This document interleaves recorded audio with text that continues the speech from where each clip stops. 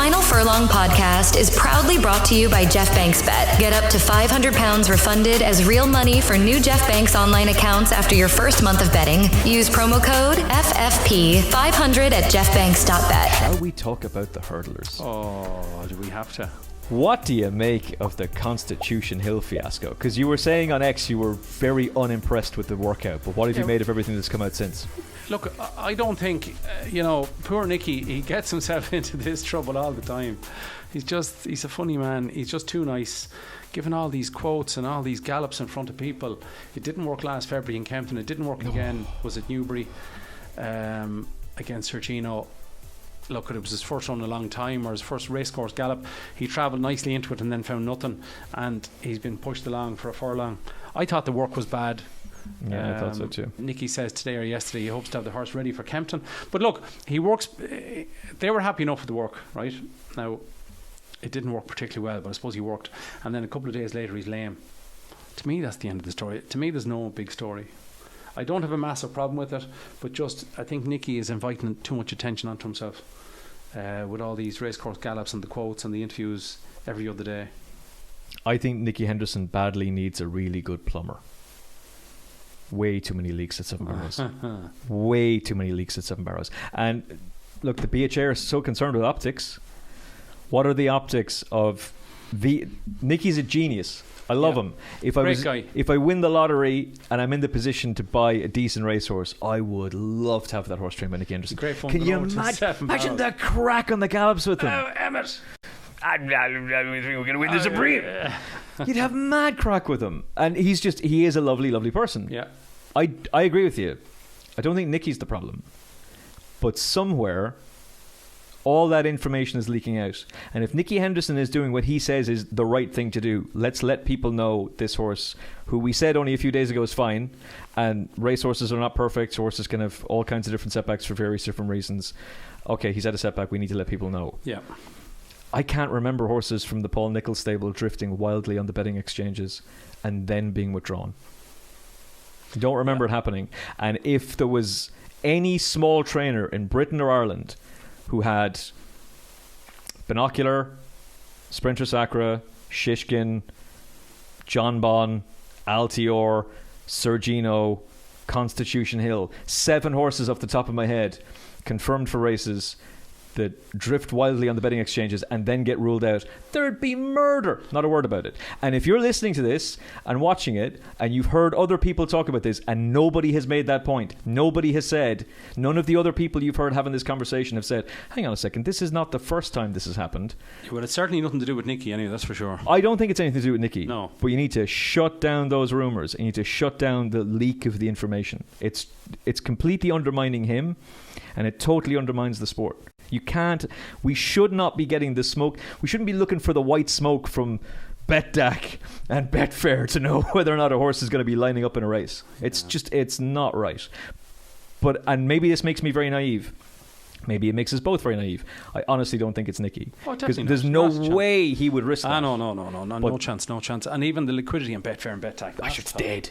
You're not getting £100 out of it, so it's no big deal. It's dead. But somebody is a little bit too fond of shouting their mouth off.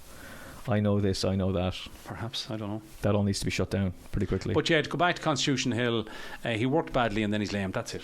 There's no other story. Yeah. Really. I'd like to see him getting to Kempton. I'd love to see him coming back to his best. I can't really see it. If he comes back to 90%, is that good enough to win the champion hurdle? Possibly. But generally, go back in my experience in the last 10, 20 years, very few come back. They definitely don't come back to their best. Sprinter Sacre didn't come back to his best, even though he won the champion chase. Yeah. But I'd be similar to Marine Nationale. I'd be against him going forward for the moment. And for the moment, I wouldn't just necessarily be a believer in Constitution Hill, just for the moment. Yeah, we're burying the lead there. Your overall take is that you don't think he's going to be the same horse at all. Look, sure, who knows? I'm hoping he is, but he's a lot to come back from. The bad gallop in Kempton was kind of worrying. There's been talk of breathing ops, etc., etc. Like, you're talking about the top of the tree. You're talking about champion hurdle. He's not just going to win a maiden hurdle in Tramore.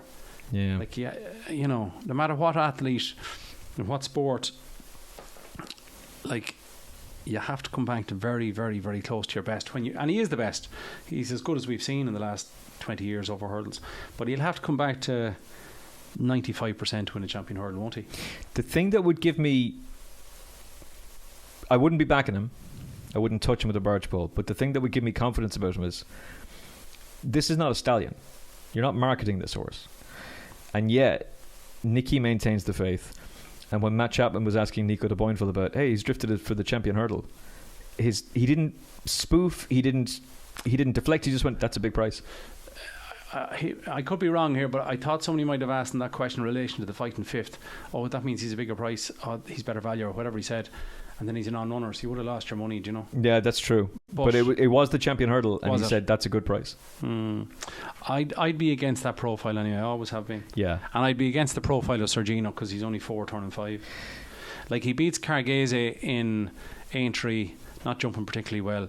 Cargese that day was as free as the wind. She was that keen that when they went to Punchestown, they held her up last. Whereas in Aintree, she was up at the pace. But she was so keen they had to drop her out in Punchestown. So I think that run in Aintree... he looked a brilliant 3-year-old / 4-year-old. But I definitely couldn't be backing him for a champion hurdle at the moment. The other way of looking at him is he's the only horse I've ever seen get Constitution Hill even close to off the bridle. And maybe he's just that good. And he buried Burdout Road last year. How do you mean? Sergino against Constitution Hill? In the gallop. The gallop. But I just wonder... Like, you could spin the narrative the other way. I know. I just think that Constitution Hill was poor in the gallop and that Sergino was okay. But yeah. Look, it's all opinions, and I guess if Sergino comes out and bolts in at the weekend, fair play, but I can't see it necessarily. Does it not tell you that there's something very wrong with Constitution Hill, that Sergino is staying hurdling? Yeah, and the fact that he had been schooled over fences. Yeah. And then he's going to the fighting fifth. Speaking of Burdout Road, is he a player in this division? No.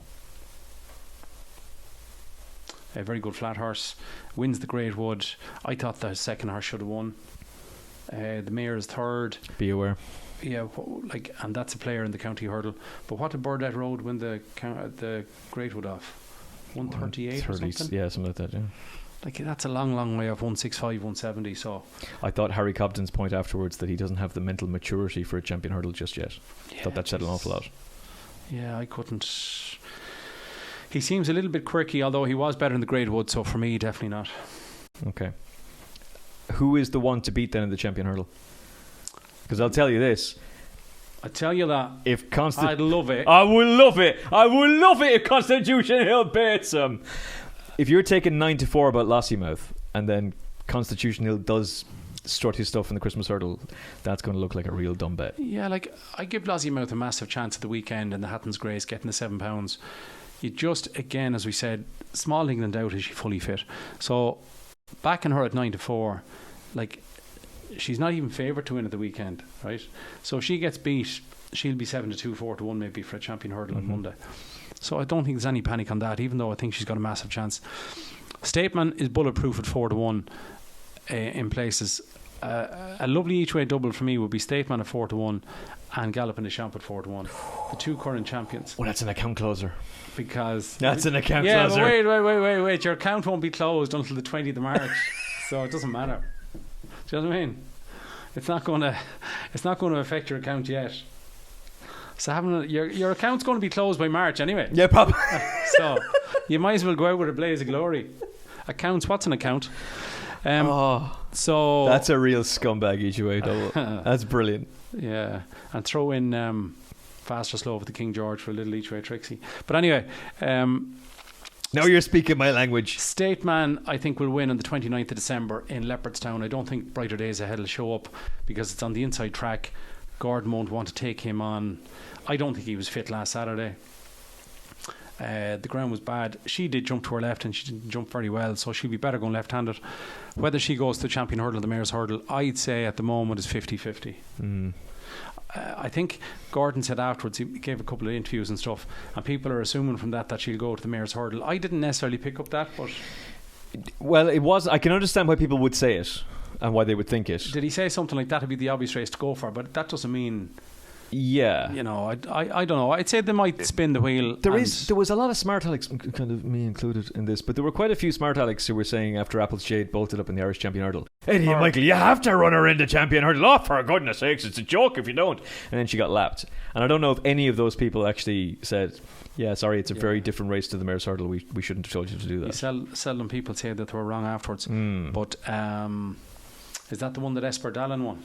Yes. Yeah, there was kind of nearly 3 2-1s that week, and none of them won the Champion Hurdle. Yeah, Lorena blew out as well. Yeah, but she would take all the beating in the Mare's Hurdle.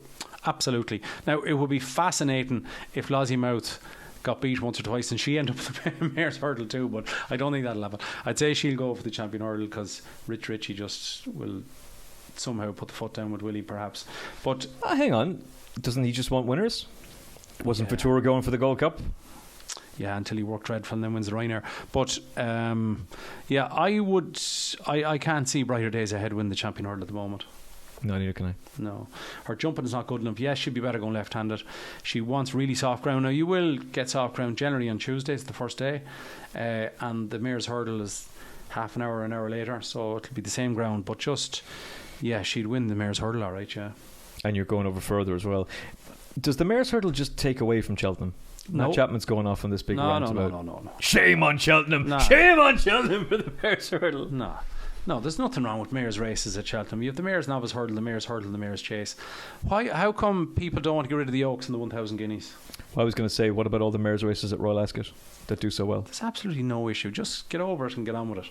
There should be Mare's races. And as a result of that, you're now seeing mares in training a lot longer. Mm-hmm. They're not going off to the breeding sheds, as they might call them in Australia. So I have no issue with the Mare's races. The one issue I'll have with Mare's races is that for next season, in 4 months' time, the Mare's Novice Hurdle is a level weights race, okay, for the first time. Yep. So last year the winner was getting £5 off Brighter Days Ahead. Now how Brighter Days Ahead got beaten that race, we'll never know. It cost punters a fortune, right? And Jade de Grugy. But the winner was getting £5. That stopped, which is great. But can you explain to me why they didn't make the same change for the Mare's Chase? Last year Limerick Lace was getting £5 off Dino Blue. Like if it's the championship race for a mare over a fence, surely it should be level weights. So why they changed one and didn't change the other, I'm confused over that. They should have changed both. Probably didn't come up in the running order of conversation, and it really should have. It definitely should have. They should be level weights, and then you see who the best is. So last year, let's say that Limerick Lace carried £5 less, and let's say that Mark Walsh actually gave Dino Blue a decent ride instead of giving her 3 lengths turning in, right? If Limerick Lace is carrying £5 more, who wins the watch? Hard to say. And the same in the Mare's Novice. The £5 was crazy. Anyway, they should have changed it for both. I agree. There you go. I completely agree. Assuming she runs, Brighter Days Ahead just wins the Mare's Hurdle. Unless Jade de Grugy improves massively. Yes, and which is also possible. Provided Lossiemouth doesn't show up there, but I don't think she will. Yeah. Go on, Rich. Champion Hurdle. Go on. You got it. Stairs Hurdle. Some achievement, by the way, for Rich Ritchie to have 100 Grade 1 winners. That's Holy insane. God. That got very little coverage. I thought that was amazing. That's insane. And it's kind of 98 wild. For Willie. 98 yeah, I was going to say, Willie. it's kind of wild that 2 of them come from 1 horse for Venetia. Yeah. 98 Grade 1 winners for 1 trainer. That's unbelievable. Phenomenal stuff. Well done, Rich Ritchie. He's put a lot of money into the game, and he's a great character as well. He's a great guy. He's a great guy. It's All you have to do is... It's a good question, Gavin. It's a good question, Gavin. All you have to do is do an impression of Trump, and then you're kind of halfway to Rich Ritchie. And they both have similar hair. No, they don't. Not good. Believe me, not good. Stairs Hurdle. Tihupu. Yeah. Does he just win? Probably. Yeah.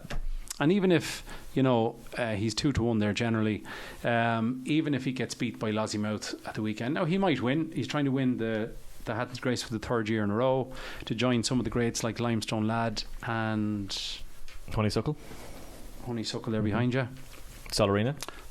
There was 4 of them, was there? There was another one as well. Limestone Lad, Solarina. Wasn't Hatton's Grace himself, was it? No, did she win 3? Oh, she did. Didn't she? I'd say she did. On the YouTube comment section, by the way, have you liked this video? Have you liked this video yet? What do you mean you haven't liked it? What are you doing sitting there just watching the video and not clicking the like button? What does likes ridiculous. Do? It improves your rating? It helps the algorithm a lot. Yeah, a lot. Okay. If you like Gavin Lynch, hit the like button. Yeah. Yeah, look, the Stairs Hurdle looks a weak race at the moment. Tiupu sets a very good standard. It was very good last March.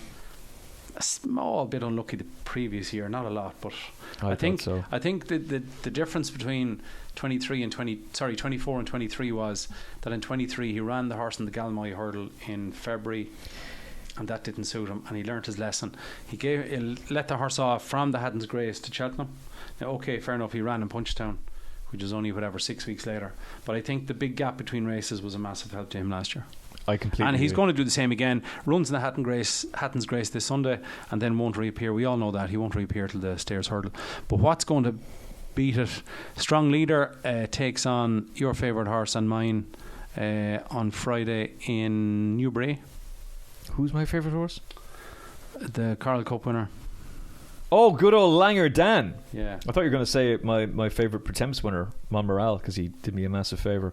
Monmoral. Yeah, one for the good guys. One for the good guys with Monmoral Langer will be Dan. getting an easy race on Pride anyway, because they'll be keeping him for the Pretemps final to get him down to 138 that he won it off last year. Well, some might argue he was given an easy race on his comeback. But we'll move swiftly along. Yeah, I mean, look, Langer Dan is obviously a proper Grade 1 performer, and we'll see what he can do. Look, he ran very, very well at Aintree and Sana. I don't see why he wouldn't stay 3 miles, but you know, I think he's kind of proven he already does. Yeah, kind of. Now those ulcers. Yeah, it just depends if he has the ulcers. Yeah, got to watch out for those ulcers, Gavin. Yeah. So look, Strong Leader was good in Aintree, but you still get the impression that they've a long way to improve some of these to get to Upu. He's just in a different league.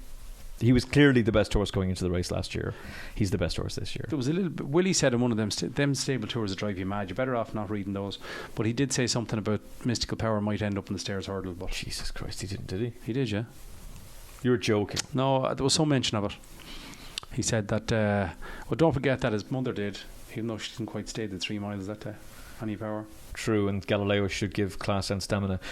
Well, he needs to find something to replace Fabon, seeing as that was the plan. Yeah. But then somebody was willing to pay $2 million. Yeah. £1 million sterling, so thanks very much. The Final Furlong podcast is proudly brought to you by Jeff Banks Bet. Get up to £500 refunded as real money for new Jeff Banks online accounts after your first month of betting. Use promo code FFP500 at jeffbanks.bet.